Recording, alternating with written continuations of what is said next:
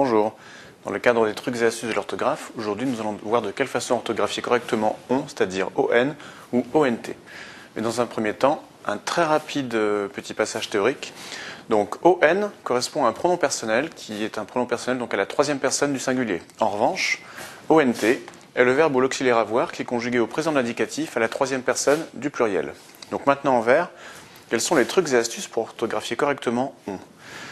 Si on peut remplacer on par il, ça veut dire qu'on a affaire à un pronom personnel à la troisième personne du singulier, donc ça s'écrit à ce moment-là on. En revanche, si on peut remplacer on par auront ou par avait dans la phrase, à ce moment-là on a affaire au verbe avoir ou à l'auxiliaire avoir conjugué à la troisième personne du pluriel du présent de l'indicatif. Donc, la même chose, si on ne peut pas remplacer par auront ou par avait, eh bien on a affaire à on, on, et si on ne peut pas remplacer par il, on a affaire à on, ont. Donc maintenant, mettons cela en pratique à l'occasion des 10 exemples suivants.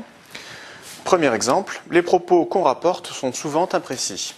Les propos qu'on rapporte, les propos qu'ils rapportent sont souvent imprécis. Oui, c'est correct. Donc on a affaire au pronom personnel ON. On peut vérifier, les pronoms qu'auront rapportent, qu'avait rapporte, non, ça ne va pas. Deuxième exemple, les documents ont été fournis à temps. Les documents ils étaient fournis à temps, ça ne va pas. Les documents auront été fournis ou avaient été fournis à temps, c'est correct. Donc on a affaire à l'auxiliaire avoir. Troisième exemple, pour son départ, on lui a offert une encyclopédie. Pour son départ, il lui a offert une encyclopédie, c'est correct. Donc c'est le pronom personnel ON.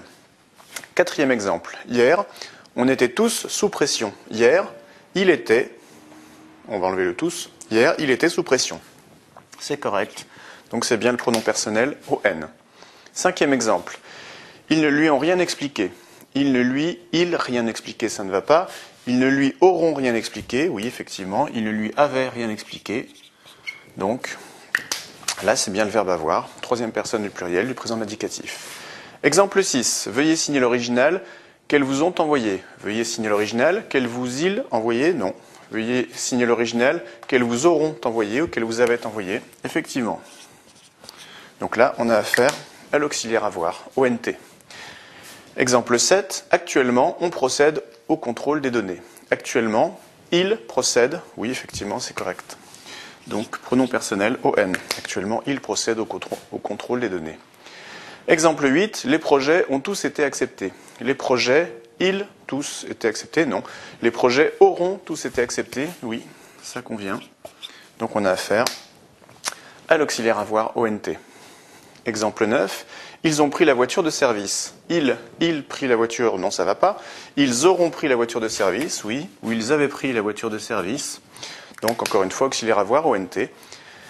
Dixième exemple, dans cette situation, on a souvent besoin d'aide. Dans cette situation, il a souvent besoin d'aide. Oui, ça convient. Donc, pronom personnel, ON. Donc voilà qui termine ces 10 exemples et qui par la même occasion termine ces trucs et astuces de l'orthographe. Donc je vous dis à bientôt pour d'autres trucs et astuces de l'orthographe ou d'autres cours sur NetProf. Au revoir.